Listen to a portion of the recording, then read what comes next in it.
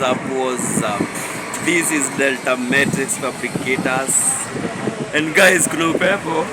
So guys, tutakuwa tunabadilisha flow ya hizi gari.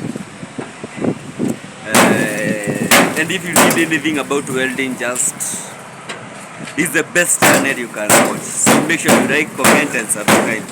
So tuone venye hawa wasi wanafanya na tuendelee. Maana kuna vumbi, kuna nini? We are on the ground.